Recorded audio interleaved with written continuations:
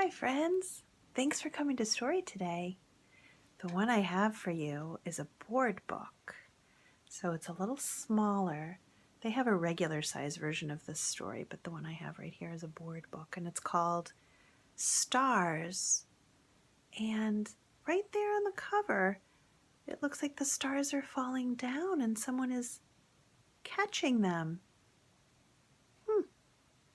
Let's find out about this book called Stars, which is by Mary Lyn Ray, and Marla Frazee did the pictures. Oh, she's one of my favorite illustrators. She illustrated Everywhere Babies and The Seven Silly Eaters. And here we just see clouds. Looks like daytime when I'm looking at the color of the sky. And the story starts right here with this little guy. A star is how you know it's almost night. He sees just one star in the sky while he's walking his dog, so he knows, if I can see that, it's starting to get dark. As soon as you see one, there's another and another, and the dark that comes doesn't feel so dark.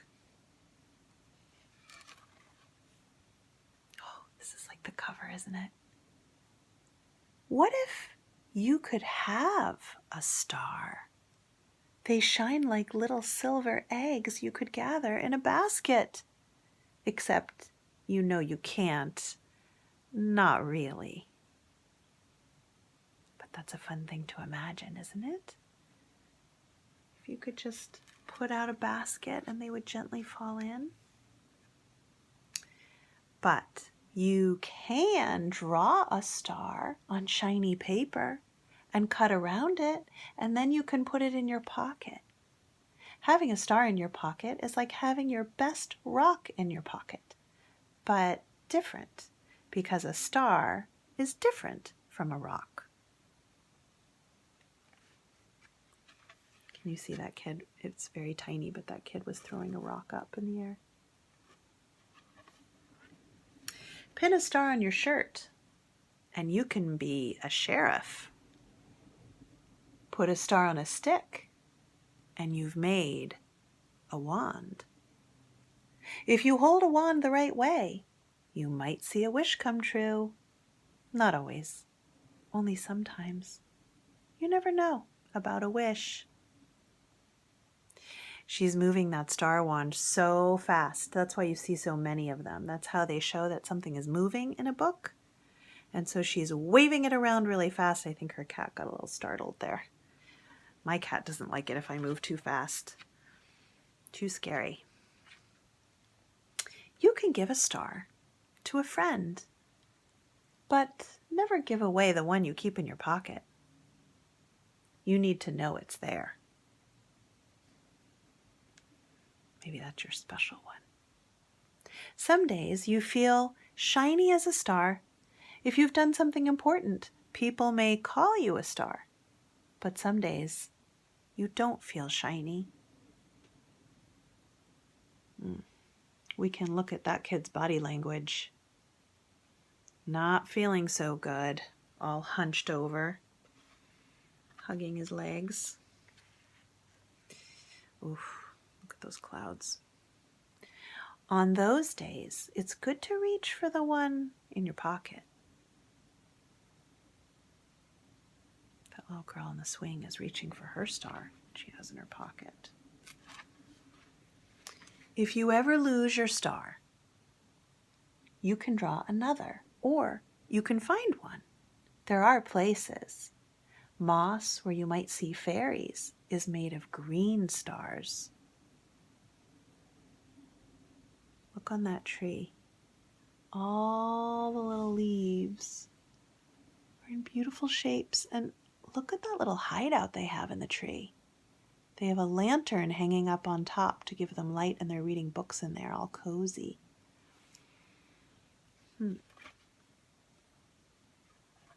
other kind of stars are they going to talk about here?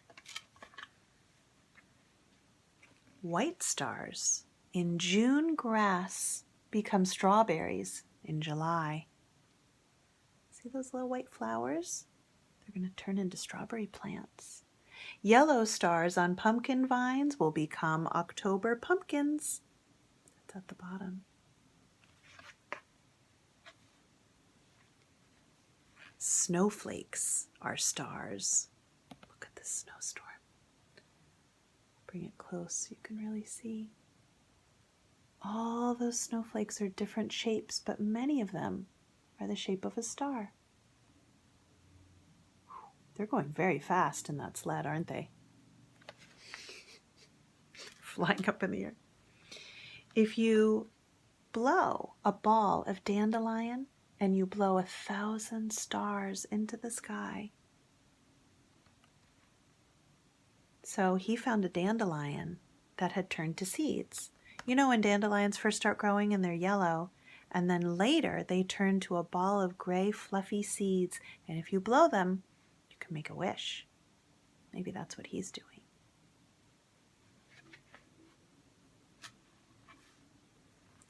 You know, a button could have a star on it. And if you always brush your teeth, someone might give you a red or a green or a blue or a gold or a silver star. There might be a star on the calendar to mark a special day. But stars that come with night, for those you have to wait for the night. You need some dark to see them. It may help to have on pajamas. Here are all the kids in their different sleeping outfits.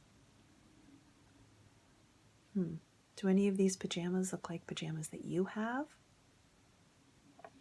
Some of the pajamas are stripy. Some of the pajamas have stars. Some kids are wearing slippers. Some kids are wearing robes. Some kids are wearing cozy hats or jackets on top of their pajamas. One kid is even wrapped up in a blanket.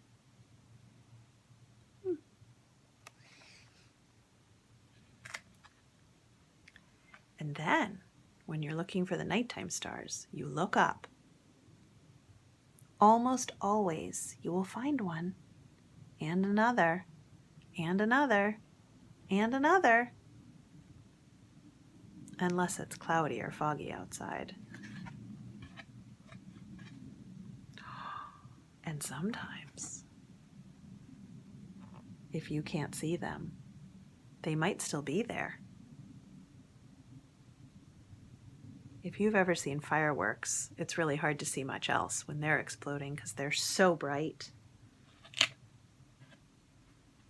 But then when they fade away, you could see the stars again.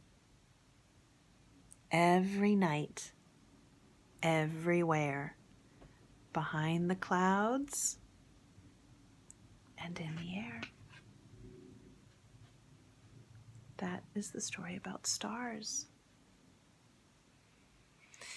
It's kind of an information story more than a story, isn't it?